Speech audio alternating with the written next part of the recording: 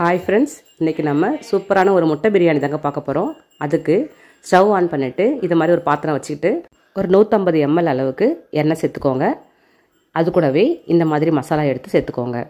மசாலா வந்து கொஞ்சம் அதிகமாகவே சேர்த்துக்கலாம், ஏன்னா நம்ம வந்து கறிலாம் இதில் சேர்க்க போகிறதில்ல. அதனால் வேண்டி கொஞ்சம் மசாலா ஜாஸ்தியாகவே சேர்த்துக்கலாம். கூடவே கட் பண்ணி வச்சுருக்கிற 4 வெங்காயத்தை இதில் சேர்த்துக்கலாம். நான் மீடியம் சைஸ் வெங்காயம் எடுத்து கட் பண்ணி வச்சுருக்கிறேங்க. வெங்காயம் வெட்டும்பொழுது ரொம்ப மெலிசாக வெட்டிக்கோங்க, அப்போ தான் வந்து சீக்கிரமாக வதங்கி வரும். இன்னும் கிட்ட நல்லா வறுபட்டு வர அளவுக்கு நம்ம இதை வதக்கி எடுத்துக்கணும். இந்த மாதிரி கோல்டன் ப்ரௌன் கலருக்கு வர வரைக்கும் வதக்கி எடுத்துக்கணும். வெங்காயம் வதக்கும் பொழுது அடுப்பு வந்து ஹை ஃப்ளேம்லேயே வச்சுக்கலாம். வச்சுக்கிட்டு இதை மாதிரி நல்லா வறுபட்டு வந்ததுக்கு அப்புறமா ஒரு பிடி அளவுக்கு கொத்தமல்லி தழையை நறுக்கி சேர்த்துக்கலாம். கூடவே ஒரு பிடி அளவுக்கு புதினா தழையும் சேர்த்துக்கலாம். அது கூடவே 2 பச்சை மிளகாய் கீனி சேர்த்துக்கோங்க.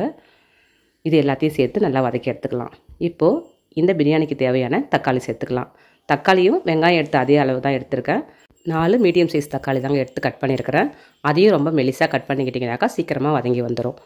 நல்லா வதங்கி வந்ததும் இதுக்கு தேவையான இஞ்சி பூண்டு பேஸ்ட்டு சேர்த்துக்கலாம். நான் 1 ஸ்பூன் அளவுக்கு இஞ்சி பூண்டு பேஸ்ட்டு, அப்புறம் 1 ஸ்பூன் அளவுக்கு கார மிளகாத்தூள் சேர்த்துருக்கேன். இஞ்சி பூண்டோட பச்சை வாசனை போகிற அளவுக்கு நல்லா வதக்கி எடுத்துக்கலாங்க. இப்போ நல்லா வதங்கி வரட்டும். இந்த டைமில் எண்ணெய் எடுத்த அதே அளவு தயிர் எடுத்துக்கலாம். இந்த டம்ளரால் 3/4 டம்ளர் அளவுக்கு எண்ணெய் எடுத்துக்கிட்டேன். 150 ml அதே அளவு தயிர் எடுத்துக்கலாம். தயிர் எடுத்துக்கிட்டு நல்லா கலந்து விடுங்க. இப்போ நல்லா ஒரு ஜூஸி பதத்துக்கு வந்துடும்.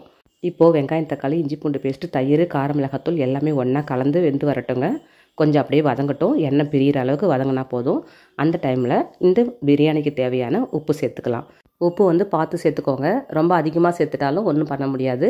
அதனால் குறைவாகவே சேர்த்துக்கோங்க. கடைசியாக உப்பு டெஸ்ட் பண்ணிவிட்டு கம்மியாக இருந்துச்சுன்னா கொஞ்சம் சேர்த்துக்கலாம்.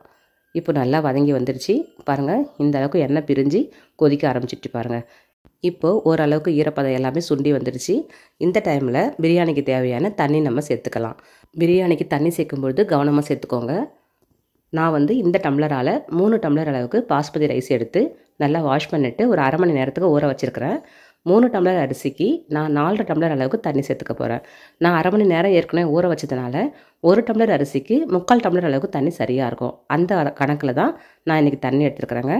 ரைஸ் வந்து நீங்கள் உடனே கழுவிட்டு அப்படியே யூஸ் பண்ணுற மாதிரி இருந்துச்சுன்னா 1 டம்ளர் அரிசிக்கு 2 டம்ளர் அளவுக்கு தண்ணி வச்சுக்கோங்க, கரெக்டாக இருக்கும். நம்ம எடுத்துருக்கிற அரிசி 600 கிராம் அளவுங்க. இப்போ இது கொதி வரட்டும், வெயிட் பண்ணுவோம். பாருங்கள் நல்லா கொதிக்க ஆரம்பிச்சிடுச்சு.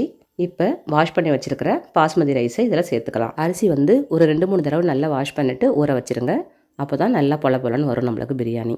இப்போ எல்லா ரைஸுமே இதில் நம்ம சேர்த்துக்கலாம். சேர்த்து முடிச்சுட்டு அரிசி வந்து உடையாமல் பொறுமையாக கலந்து விடுங்க. இப்படி கலந்து விடும்பொழுது அரிசி வந்து உடையாமல் நல்லா முழுசாக நம்மளுக்கு கிடைக்கும். இப்போது ஒரு அரை எலுமிச்சம்பழத்தை இதை மாதிரி புழிஞ்சு விட்டுக்கோங்க. கொஞ்சம் புளிப்பு சுவையாக நல்லாயிருக்கும் பிரியாணி. கூடவே கரம் மசாலா ஒரு அரை ஸ்பூன் அளவுக்கு சேர்த்துக்கிறேன். முட்டை பிரியாணிங்கிறதுனால மீட்டோட வாசனைலாம் இதில் இருக்காது. ஒரு மாதிரி சப்புன்னு இருக்குன்றதுக்காக நல்லா ஸ்பைஸியாக இருக்கிறதுக்காக அந்த கரம் மசாலா சேர்த்துருக்குறேன். இப்போது 6 முட்டை வேக வச்சு எடுத்துருக்குறேங்க. இதை கீரல் போட்டு நம்ம அந்த ரைஸோடு சேர்த்து வேக வச்சு எடுத்துக்கலாம். இதை மாதிரி ரொம்ப கட்டாகாமல் லைட்டாக கீரல் போட்டுக்கோங்க. இது போல் எல்லா முட்டையுமே நான் கீரல் போட்டுட்டு இதை வெந்துக்கிட்டு இருக்கிற அரிசியில் சேர்த்துடலாம். பாருங்கள், இந்த அளவுக்கு தண்ணி குறைஞ்சிருக்கு. இந்த டைமில் இந்த முட்டையை சேர்த்து தம் போட்டு வேக வச்சிடலாம். அதுக்கு முன்னாடி உப்பு இருக்கான்னு செக் பண்ணிக்கோங்க. உப்பு கொஞ்சம் கம்மியாக தான் இருக்குது, அதனால் ஒரு அரை ஸ்பூன் அளவுக்கு மறுபடியும் சேர்த்துக்கிறேன். கூடவே ஒரு அரை ஸ்பூன் அளவுக்கு நெய் சேர்த்துக்கோங்க. இது வந்து நல்லா வாசமாக இருக்கிறதுக்காக தான் சேர்த்துருக்கேன். வெறும் முட்டை பிரியாணிங்கிறதுனால ப்ளைனாக இருக்கும், அதுக்காக வேண்டி ஒரு அரை ஸ்பூன் நெய் சேர்த்துக்கோங்க. இப்போது நம்ம கீரல் போட்டு வச்சுருக்கிற எல்லா முட்டைகளையும் இதில் சேர்த்துடலாம். சேர்த்துட்டு அப்படியே சிம்மில் வச்சு தம் கட்டிட வேண்டியது தான். எல்லாத்தையும் நல்லா கலந்து விட்டுருங்க. ரைஸ் உடையக்கூடாது, பார்த்துக்கோங்க. இப்போது தம் போடும்போது சின்ன அடுப்பு யூஸ் பண்ணிக்கோங்க. அதில் ஒரு தோசைக்கல் நல்லா சூடு பண்ணிக்கிட்டு அதுக்கு மேலே இந்த பாத்திரத்தை எடுத்து வச்சு மூடி போட்டு மூடிட்டு ஒரு வெயிட் வச்சுருங்க. இது அப்படியே சிம்லேயே வெந்துக்கிட்டு இருக்கட்டுங்க. அந்த கேப்பில் நம்ம ஆனியன் ரைத்தா ரெடி பண்ணிக்கலாம். நான் ஆனியன் கூட கொஞ்சம் கொத்தமல்லி தழையும் சேர்த்து ரெடி பண்ணியிருக்கிறேன். ரொம்பவே அருமையாக இருக்கும் இந்த ரைத்தா. நீங்களும் ட்ரை பண்ணி பாருங்கள். கொஞ்சமாக உப்பு சேர்த்துக்கோங்க. இப்போது ரைத்தா ரெடி பண்ணிட்டோம். வாங்க பிரியாணி எப்படி வந்திருக்குன்னு பார்க்கலாம். தம் போட்டு ஒரு 20 நிமிஷம் போல் ஆயிடுச்சுங்க. திறந்து பாருங்கள், எவ்வளோ சூப்பராக வந்திருக்கு. அவ்வளோ பொல பொலன்னு இருக்குதுங்க ரைஸ் எல்லாமே. முட்டை பிரியாணி ரொம்ப அழகாக செஞ்சிட்டோம். பாருங்கள், அந்த முட்டைகள் எல்லாமே நல்லா மசாலா உறிஞ்சிக்கிட்டு வந்திருக்கு. ஏற்கனவே வேக வச்ச முட்டை தான், இருந்தாலும் மசாலா எல்லாத்தையுமே இழுத்துருக்கும். சாப்பிடும்பொழுது ரொம்ப ஸ்பைஸியாக இருக்கும். அவ்வளோதாங்க, அருமையான முட்டை பிரியாணி ரெடி ஆகிடுச்சு. நீங்கள் வந்து முட்டை வேணாம்னு நினச்சிங்க அப்படின்னாக்கா வெறும் குஸ்காவாக இதை நம்ம யூஸ் பண்ணிக்கலாம். குஸ்கா ரைஸ் இப்படி தாங்க இருக்கும்.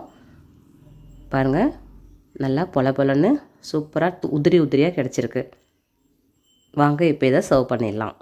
இது கறியெலாம் போடாமல் செஞ்சுருக்க பிரியாணிங்கிறதுனால ரொம்ப சப்புன்னு இருக்கும் அப்படின்னு நினைக்காதீங்க.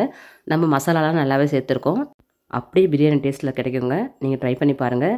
இந்த வீடியோ உங்களுக்கு பிடிச்சிருக்குன்னு நினைக்கிறேன். அப்படி பிடிச்சிருந்ததுன்னா லைக் பண்ணுங்கள், ஷேர் பண்ணுங்கள், கமெண்ட் பண்ணுங்கள். மறக்காமல் சப்ஸ்கிரைப் பண்ணாதவங்க எல்லாருமே சப்ஸ்கிரைப் பண்ணி சப்போர்ட் பண்ணுங்கள். உங்களுக்கு டைம் கிடைக்கும்போது எங்களோட வீடியோஸ் எல்லாத்தையும் பார்த்து லைக் பண்ணுங்கள். அப்புறம் இந்த மாதிரி முட்டை பிரியாணி செஞ்சு ரைத்தாவோட சாப்பிட்டுட்டு எப்படி வந்துச்சுன்னு கமெண்ட் பண்ணுங்கள். தேங்க்யூ.